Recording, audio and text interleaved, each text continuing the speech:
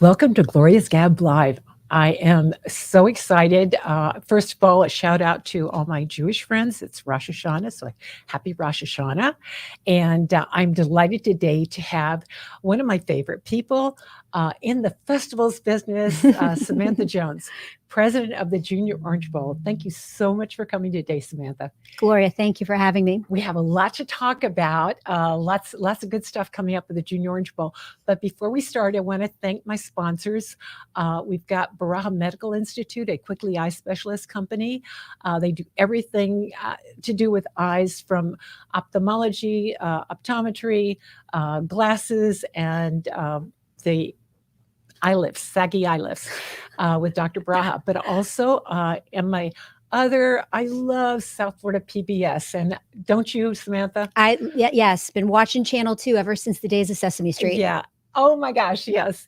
And if you go to allhealthtv.com, there's a lot of great medical information out there. They have a doctor Q&A, and I was watching it last night. There were two different shows on at the same time. One had to do with stress, and the other one had to do with obesity. And while you're watching the show, you can call in, email in, and they can answer questions right live. So pretty cool.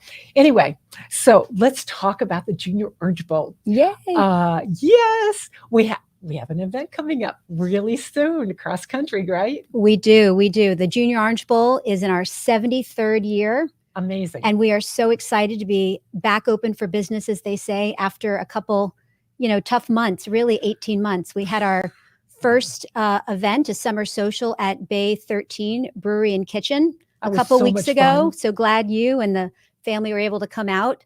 So we're excited to be up and running. And yes, our first event is our invitational cross country for middle and high schoolers. We'll have that on the 22nd of October at Larry and Penny Thompson Park. Yeah, and that's a huge event. Let's see. I think we've had 1,100 youth athletes. It's huge. So we're really excited. Anything that we can do outdoors in today's day is a good thing. Oh, yeah. So we're excited to be kicking it off with cross country. And speaking of outdoors, we have the parade. We've got a date for the parade. We do. The city of Coral Gables, who is our host city, is welcoming their streets open to us again on Sunday, December 12th. It'll be our 73rd parade. Really love the support from the merchants, the city, all the different community groups. We can expect floats, horses, marching units, bands.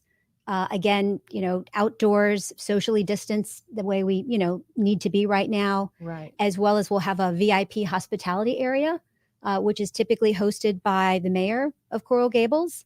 And we're also going to bring back our band and community float competition.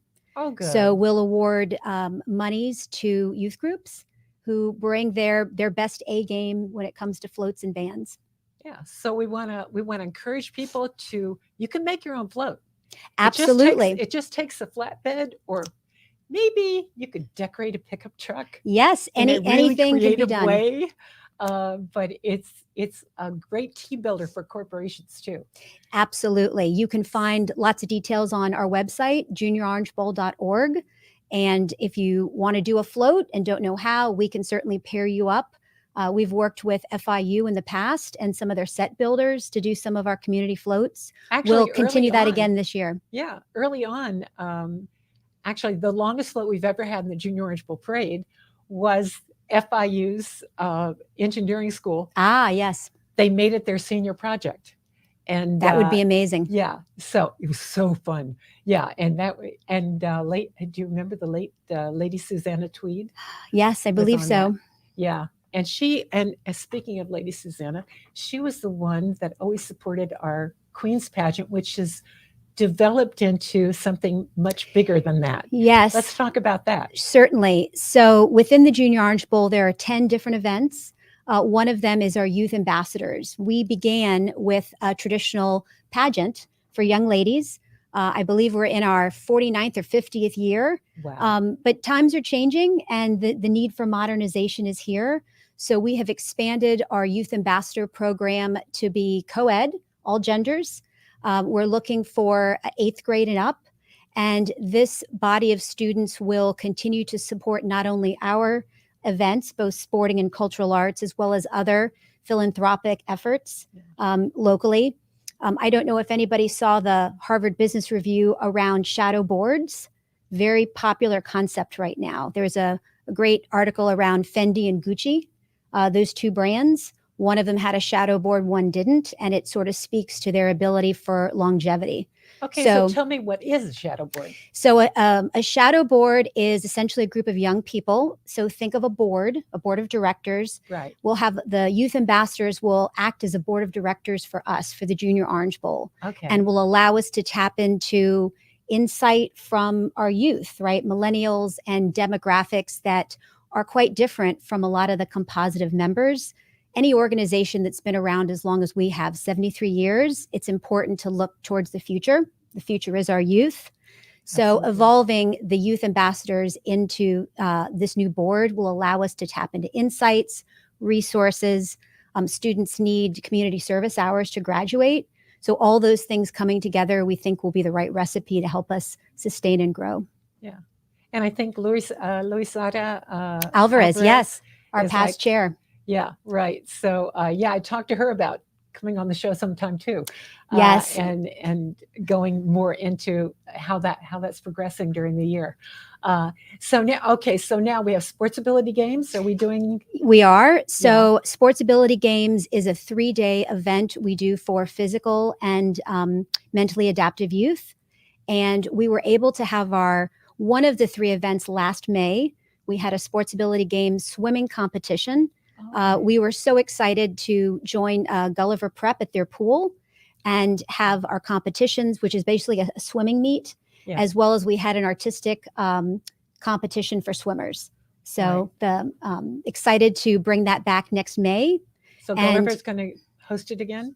Gulliver will continue the swimming portion. We work with Shake a Leg for sailing. Perfect, and our track and field event typically can have up to 400 adaptive youth. Wow. So it takes a lot of volunteers and support, and we're going to do that at Tropical Park. So that'll be next May 13, 14, 15.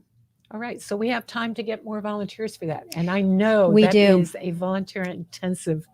So if there's anybody out there looking to actually volunteer and get hands-on experience and get back to the community, it's a wonderful way of doing that. And I think once we get them to do that, 1 year, they're back every year.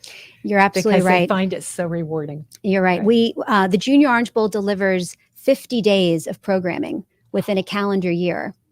So we've got a relatively small support staff for the organization, and a lot of the manpower comes from volunteers, some of which have been working with us for 20 plus years. So there's a lot of dedication from folks in the community that continue to give back to empower youth. Yeah, absolutely.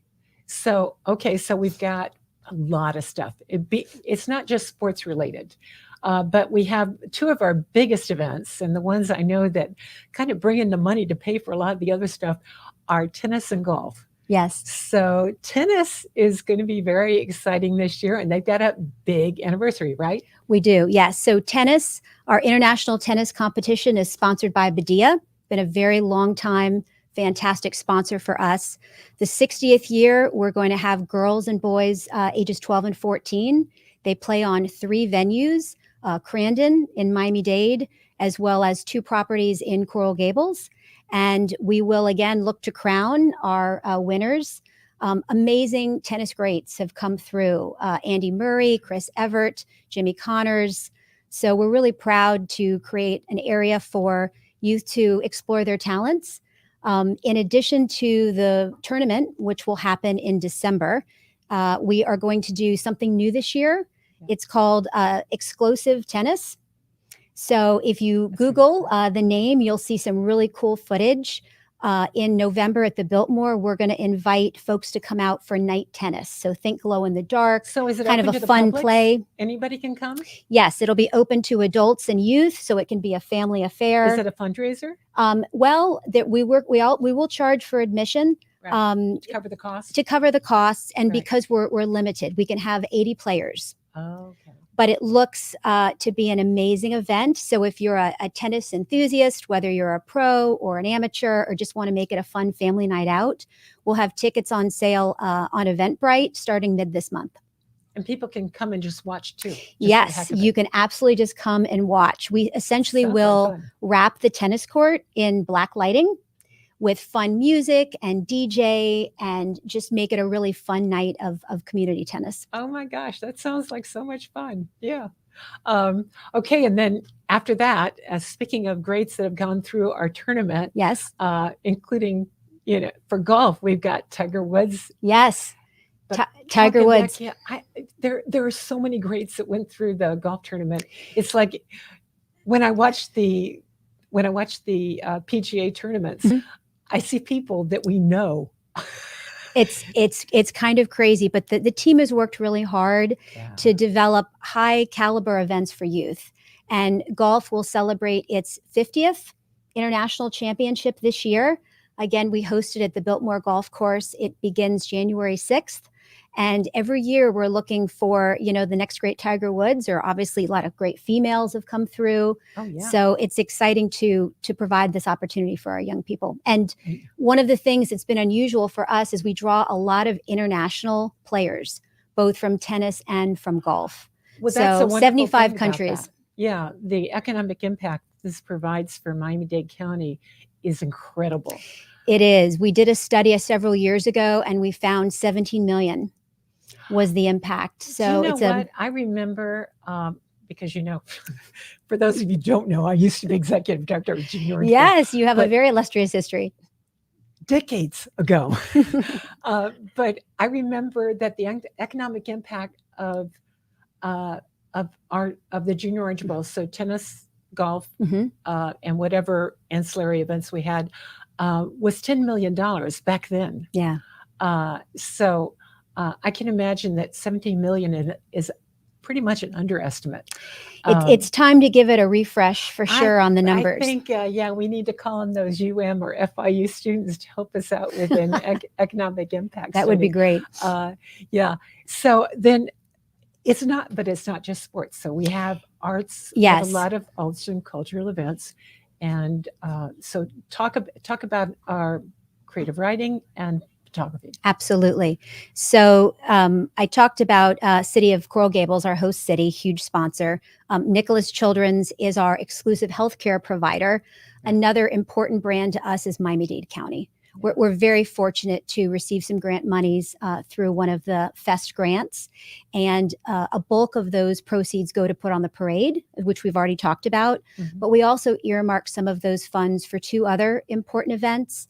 One is creative writing, which is an annual competition for 8th graders. And the second one is photography. And we pull works from both middle and high school students. Both of those events have cash prizes, not only to the students, but also money back to the schools. One of the things that's very challenging, certainly for public schools, is funding. So we want to encourage not only students to participate, but teachers and educators. And remember that they're an important part of the process. So both those competitions will kick off in the next couple of weeks with a theme. And then we'll have award ceremonies. Creative writing will be at Books and Books in April, and then photography also in the spring. And if parents or teachers want to, who may have been overlooked it and forgotten about it because so much is going on with the beginning of school, they can go to, is it JuniorOrangeBowl? Yes. .org? JuniorOrangeBowl.org. Or .com? I think either one works. Well, yes, we've bought all the domains. So .org.com, you will find your way to us. You can also find us on Instagram and Facebook. And thank you so much to Community News for this Facebook Live. I love it. Yeah. Very exciting. Yeah. So then we've got, besides the creative writing, and by the way, you also have at the end of the creative writing, when you announce the winners, you have the winners come. Are they going to be doing another reception and reading their works? So it's been done in the past, so I don't know if you're still doing that. So last year, yes, for creative writing, we had the winner read her work. You can actually see an amazing video of it on YouTube. Our particular student winner had a very trying time The theme was how nature inspires me during this time of pandemic, which was very relevant to folks. And this young lady's brother actually died during the pandemic, not from COVID, but from other causes. But the way that she thought about nature and the closeness it brought with the family was really inspiring. So you can see her reading her essay out on YouTube. For photography, we exhibit the works on site in the awards ceremony. And we've also developed a new partnership where you can find our works at Nicholas Children's in their main hospital lobby. Oh my goodness. So they've got wonderful. 2 brand new display cases, and they're looking for various community events. So if there's a community organization that has some artwork or things, I know Nicholas is certainly looking to bring some of that community flavor in. And we're excited to be able to display our photography winners. Oh, but what a wonderful idea. But tell me, I was going to ask you something else about. Let me see here. What have we not? We got 10 events. I know it's like I know we missed some. There's a lot going on. No. Well, you talked about volunteers earlier, and it really is the lifeblood. We like to say time and talents. If you have 1 hour within a month or a couple hours within a year, or you have more time, maybe you're a retiree or looking for a second occupation, we've always got room for volunteers. Because they're, especially if they were very active in their business. Yes. And they retire and they think, oh, I can, I've got all this time. I'm going to play golf. And after a while, they realize they want to give back. Yes. They still want to make a difference. I think you certainly do. How many different boards or organizations are you a part of? Yeah, way too many. Which is why I have this show. So I could just, give them some good PR. Everybody, all my friends come on board. Yeah. So, and you and I have known each other forever. We have. Matter of fact, I think I started with the Junior Orange Bowl 28 years ago. Wow. And Barbara Waters, who's now our tennis co-chair with Abby Dresnick, she was chair of the parade. And with Hank Langston. Yes. And I came out. Enrique, there were 3. And Hank, in fact, I was hoping Hank could make. Hank came in earlier today. Okay, he got the time wrong. He thought that's it was 10 o'clock. We loved seeing him at the last social. Right, exactly. Yes, and that's what we haven't talked about. We haven't talked about the Scholar Athlete Program. Yes. Yes. Yes. So there's a couple different scholar athletes. You mentioned Hank Langston. He supports one of them. But we essentially give money away to, deserving student athletes looking for one of our programs, or for those who have a designee with one of our sports. For example, students that are in tennis. There's other programs that targets the football side. So youth that watch their academics, are strong in their athletics, and then also, sometimes have a community bend, leadership roles. We want to, again, our mission is to empower our youth, and we take that very seriously. I'm a mom to 2 girls. I've got a 17 and a 14-year-old. They come to the events. They help. My youngest is a sailor. She's going to help us with Sports Ability Games sailing next year. So it's amazing and important to give back to our youth, not only to cultivate them from a mentorship perspective, but the financial that certainly doesn't hurt. And that's where the Scholar Athlete comes in. Well, I agree with you. Getting the kids involved early is important. And I think my kids, because my kids were young like yours are. Okay. When I was executive director, so they went to everything. You brought them to everything, didn't you? Yes. Yeah. If there was a race and they could be in it, they were in it. And I would put them to work like you did at Bay 13. Yes, absolutely. You're checking people in. Yeah, but it's great to get them involved in things like that. So, but back to the Scholar Athlete, that started out as a way to recognize scholar athletes for the state football championship games. Yes. So what happens is, and what continues to happen, is that the players on each of the teams that are vying for the state championship and all the different categories, because I don't know, I don't even know how many categories there are, that went from 5 to 6 to 7. I don't know. There could be 8 categories for all I know, but each division has a playoff game, and each of the players of the games that has the highest cumulative GPA Mhm. is awarded a Heisman-like trophy in the center of the field prior to each game, and these games are televised, so it's a big deal. Well, you can't live in And- Florida and not be a football fan. You I'm a cannot. Gator undergrad and a Hurricane grad, so I've got one on Okay, so either here, side of the. What are the? Here we go. Show our love. Here's Show our love. Gators. Love the Gators. Yeah. So, yeah, you listen. Who doesn't love Florida football? Just amazing. yeah, And for sure. I got to give a shout out to the Orange Bowl. You know, I Googled what to wear on TV, and our green jacket was a big no-no. No green jackets on camera. So good instead, I brought out my Orange Bowl pin Oh, yeah. that someone gave me. So the Orange Bowl is a huge sponsor of the Junior Oh, Orange yeah, Bowl. absolutely. And we've been, born out of them many years ago. So it's hard not to think about football and Orange Bowl. Well, We're all back when looking I was forward to a new hired, game. They saved us. Ah, yes. We were in some financial straits, and they came along and helped us out. So, Absolutely. yeah, Absolutely. So we love Eric and all the guys there, and we probably have so many people that pass through our shows here Mhm. that are Orange Bowl. Yeah. Yeah. Well, the really cool thing about the Orange Bowl is the person that's president, the year you're president of the Junior Orange Bowl, you get to sit on the Orange Bowl. Exactly. So my first Orange Bowl meeting will be September 14th. Oh, And we'll also have the installation dinner for the incoming president. So it's amazing how within a very large but small hometown community, and I know Miami Communities is so important for that's community, right? Your Yeah. hashtag. But the way organizations create opportunities to cross pollinate and learn and grow. So I'm really privileged to have this year to sort of see more about the Orange Bowl and see what they do to help community. Yeah. So what do you have? What haven't we talked about? Because there are so many. We've got now we have 10 events, and it used to be a lot more than that, but we had to, I guess, with COVID, things kind of Sure. had So to become more concentrated. so many years ago, we wanted to expand beyond just the cultural arts and the athletic Mhm. into more academic.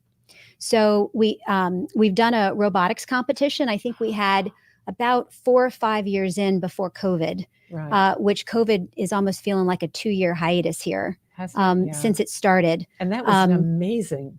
Yes. So robotics competition, we partnered with a local team and different robotics fans, if you will, locally. Right. So we're looking to pick that up next November Okay. 2022. Robotics is typically an indoor competition. And with social distancing and indoor masks and so forth, we wanted to sort of pool our resources and put that on next year's calendar.